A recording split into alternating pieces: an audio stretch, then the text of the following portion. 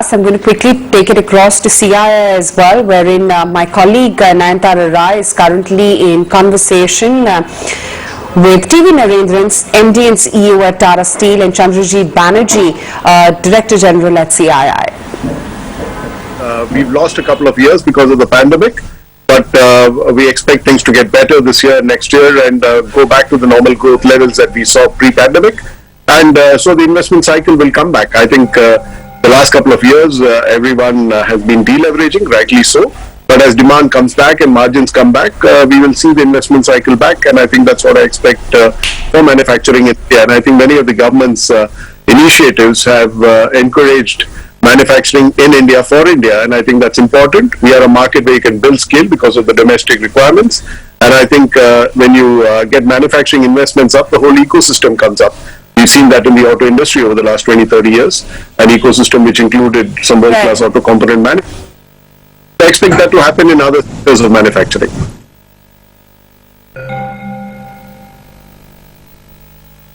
The expectation, of course, is that the budget 2021 will also talk about manufacturing, maybe more Atmanirbhar schemes and all of that.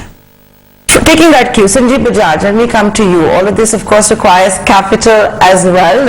Going into budget 2021, there has been a lot of news and a lot of headlines around the financial services sector. You've got the RBI, which is trying to reduce the arbitrage now between NBFCs as well as private banks. We've also seen a flush of liquidity, a lower interest rate regime, all this talk of a bad bank. I want to focus with you on those two policy moves that could be seeing light of the day, whether it's a bad bank or reducing the arbitrage between NBFCs and banks. Right noise ahead of the budget? Well, it's always good to have some noise before the budget. As Naren has also just talked about, and as is clear, given the low base of growth this year, the negative growth, the worry is not about next year. The worry is what happens thereafter. And this is the time for the budget and for the rest of us to prepare ourselves for the future, both to get consistent growth back over the next 3 years, but more importantly, to set our economy up to achieving what Atmanirbhar India and Make in India can be, which is to become the manufacturing gateway after China to the world. If you have to do this, you have to have a robust financial services sector. And we must attract all the foreign capital that we can get, of course, within a set of sensible guidelines. But we must equally and importantly create a strong domestic financial services industry, because that's going to be with us for the rest of our lives. Keeping that in mind, today when 70% of banking is with public sector banks that are saddled with bad debt, you have to take that out of the system. And that's where a bad bank or multiple bad banks come into play.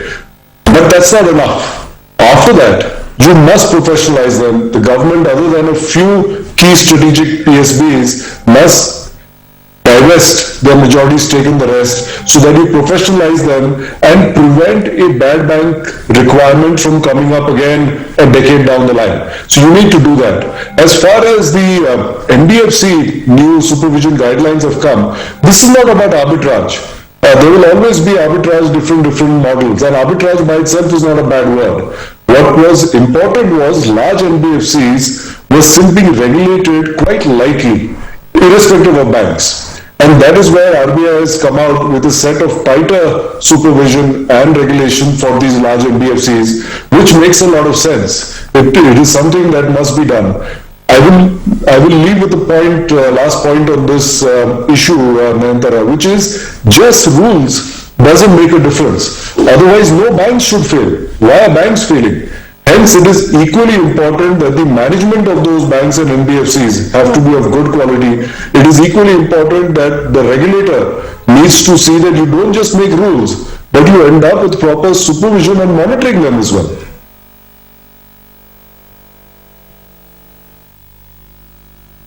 Mr. Bajaj, CII has time and again also talked about the need for multiple bad banks and how alternative investment funds, AIFs, could actually buy the bad loans. Would you say that this is the right time? I'm taking forward from what you just told me. It is absolutely timely for this to be done. If you have a very large problem then very often the solution is not clear. But if you break the problem up into smaller pieces, then you can apply individual solutions for each piece. And that's where CII's recommendation of multiple bad banks comes about. When you talk of these multiple bad banks, these are not banks really, these are asset books of different industries. It could be different levels of stress, it could be different geographies. This is something that intelligently would need to be broken up so that we become, each of these little books become attractive to buyers. And let's keep in mind, if you open it up to alternate investment funds, you open it up to foreign capital, there is expertise that lies all over the world, in the developed world especially, how to efficiently manage these kind of assets and take them to resolution. So we might as well benefit from those while creating the space with some additional capitalization of the existing banks to go about extending credit, which is very much required if we have to get economic growth back to 7-8% and why not 10% and more in the coming years.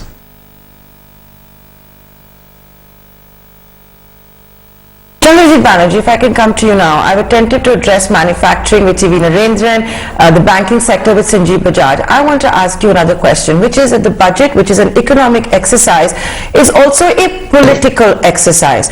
We're doing this interview a day after Republic Day, where we saw those horrific images at Red Fort in the national capital. You have had farmer protests running into weeks and weeks now with no thaw in sight.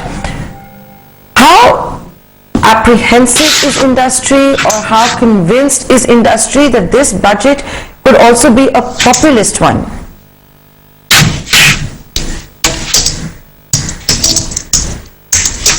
Be a populist one, I would think. The budget could be a popular one without being a populist one, and that's going to be the critical point which the government would also have to exercise. And as we go along, there is a lot that needs to be done for many sections of the society. Very important is that the poor needs to be supported at all costs. Increase in poverty is not acceptable despite what has happened in the pandemic situation. So the government will have to really look at it as to how it creates employment. That's going to be one big area that the government will have to focus on. It would also really look at seeing how it can create demand, how it can activate demand. So there will be a lot that will be also focused towards. So you have job creation, you have the middle class to be seen, whether it can be in terms of some help towards taxation, which will really help them also create demand. And of course, we should not see a situation where the rich are inappropriately taxed. So there is going to be this will be a budget, I believe, a budget for all, rather than a popular budget. But it will be a popular budget and not really a populist budget. And that's where the finance minister has to make a huge balance. And she has been time and again, she has said that, you heard in December in the CII Partnership Summit, that this is a budget for one in 100 years, and it's going to be something that a budget that we have never seen before. So all of that doesn't really mean that there's going to be a lot of populist measures which has been taken, but one would like to see, in the context of what you said, one would like to see also very strong reforms coming into the budget, because the reform story which India has started on has to be continued, and the budget must reflect some important reforms areas which it should carry on. I mean, Naren mentioned on the some part of it. Sanjiv elaborated on the financial sector of it.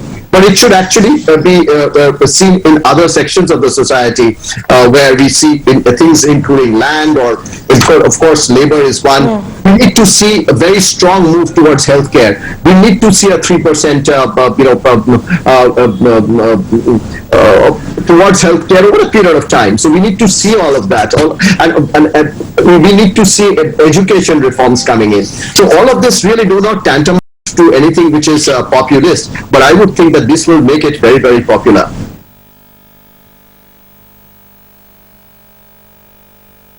Okay, so you're not expecting a populist budget, but a popular budget, a budget for one and everybody, and not just one section. So let's take that forward. TV Narendran, you just heard how CB Banerjee talked about the rich should not be punished, and this is of course against the overhang of will we see a super rich COVID surcharge. That is seeming to be the expectation.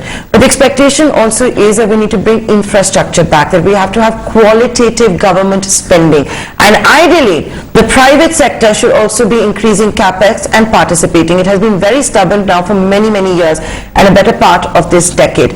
TV Narendran, what can be done in budget 2021? Give me your top 2 or 3 recommendations which will get the private sector to come back to increase capex, which will of course then have a domino effect when it comes to job creation, manufacturing, services, all of that.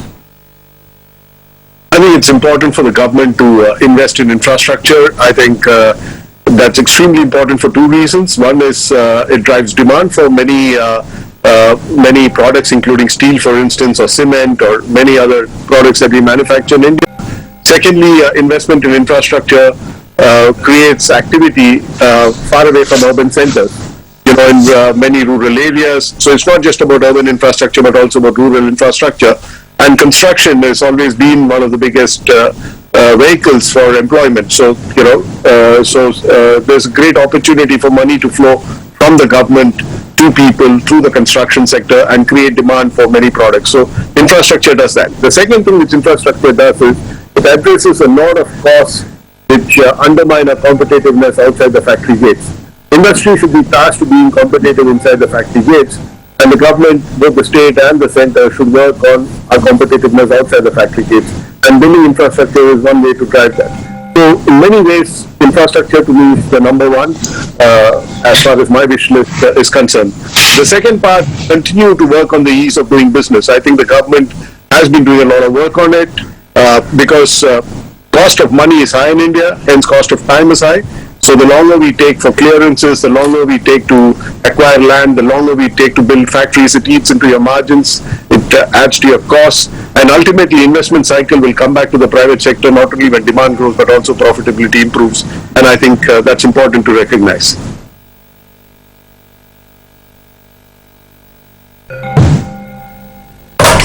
Absolutely. So you've put that up, and Sanjiv Bajaj, if I can take that forward with you. GDP multipliers, that should obviously be a big focus, and I think that's what TV Narendran was also getting at, whether you talk about railways, infrastructure, construction. For example, we've been reading all these reports of how real estate has started making a comeback. Is it cyclical?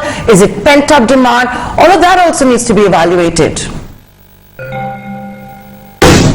It does. But, nothing succeeds like immediate benefit. And if you see on the housing side, see what's happening with demand in Maharashtra, Mumbai, Pune, because the Maharashtra government also went ahead and cut stamp duty, extended that from December to March.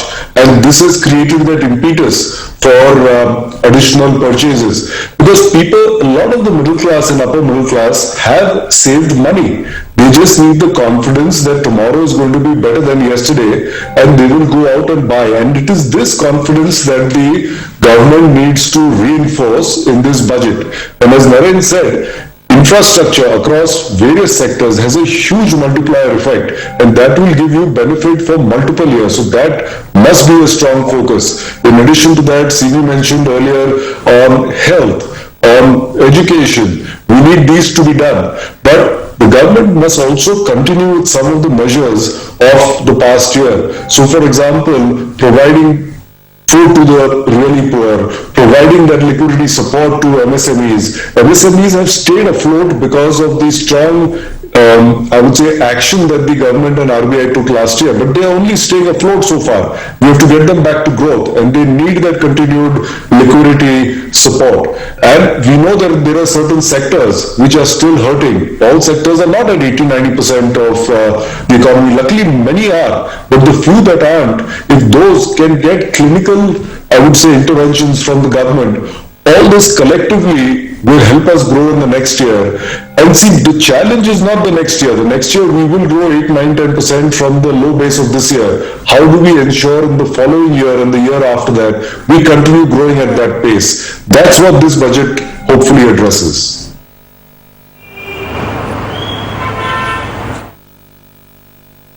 All right, we need the popular budget, not a populist one. Those are some of the biggest voices of India. TV Narendran, Sanjiv Bajaj, as well as Chandrajit Banerjee in conversation with my colleague Nayantara Rai at the CII pre-budget panel.